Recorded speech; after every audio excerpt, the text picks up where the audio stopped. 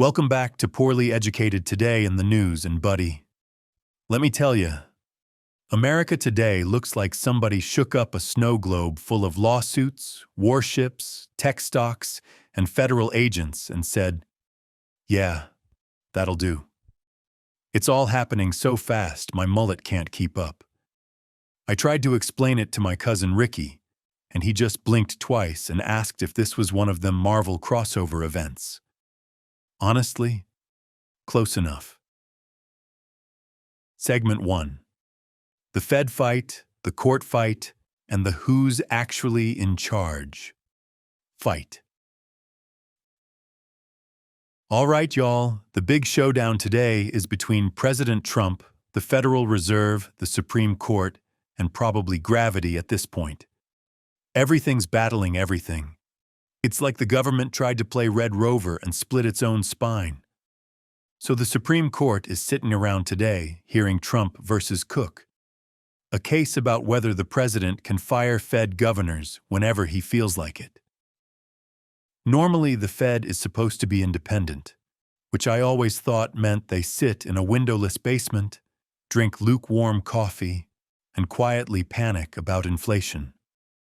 But now the president wants to fire him faster than my cousin fires off job applications, which is to say, not properly and usually on social media.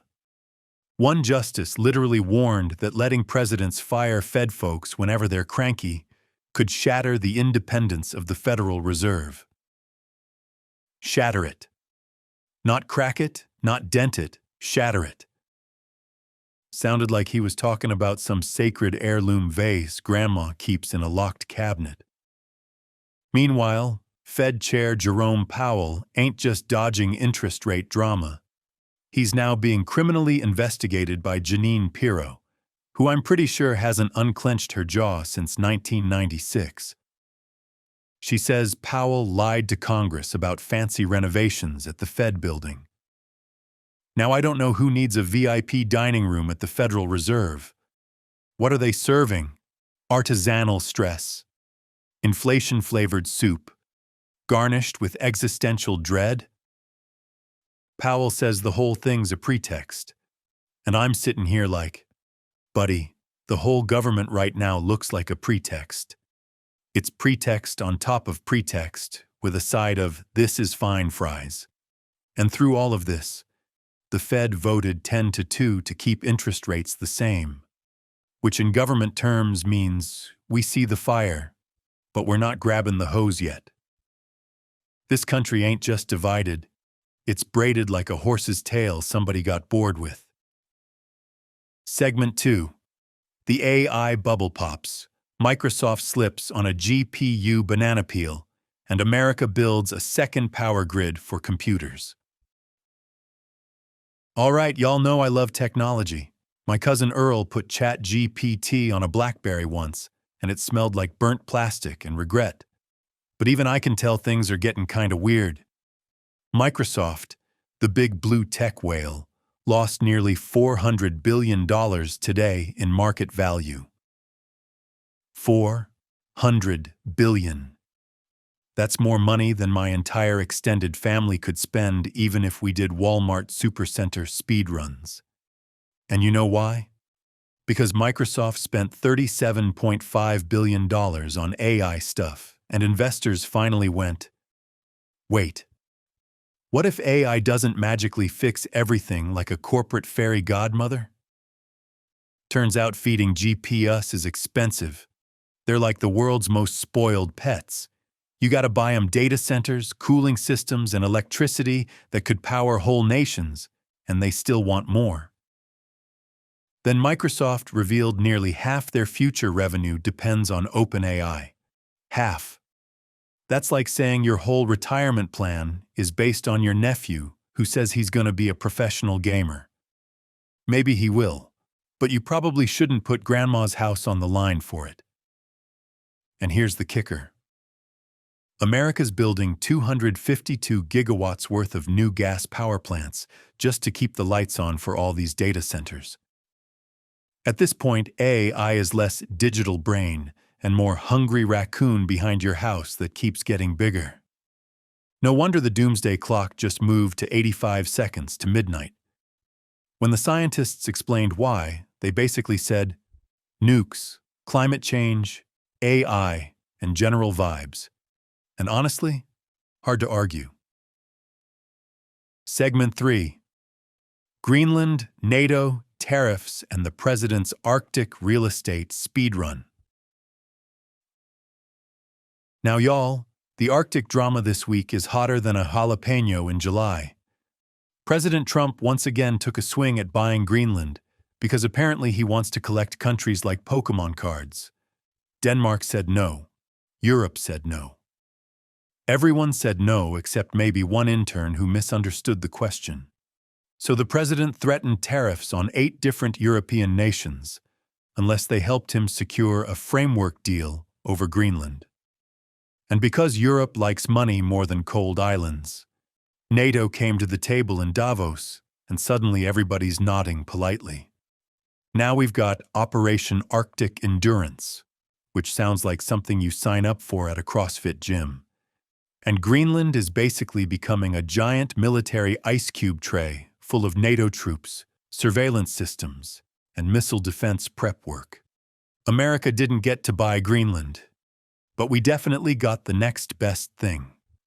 A massive national security Airbnb arrangement.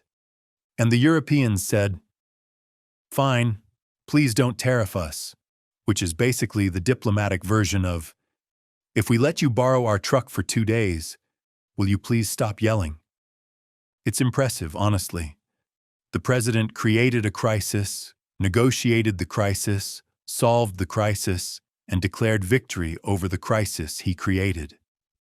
That's like my cousin Larry apologizing to himself in the mirror and then bragging he won the argument. Segment 4. The massive Armada, Iran on edge, and the EU suddenly goes full hawk. Now let's talk about the Middle East, where things are escalating faster than a drunk guy arguing with a jukebox. The president announced a massive armada heading toward Iran, led by the USS Abraham Lincoln, moving with speed and violence if necessary. I don't know about y'all, but anytime someone says speed and violence, I assume they've either joined a biker gang or started CrossFit. The ultimatum? Iran must accept a new nuclear deal or face something far worse than before, which ain't exactly subtle. But the real twist, the EU designated Iran's IRGC as a terrorist organization today, unanimously. Europe usually can't even unanimously agree on sandwich ingredients. But today, boom, consensus.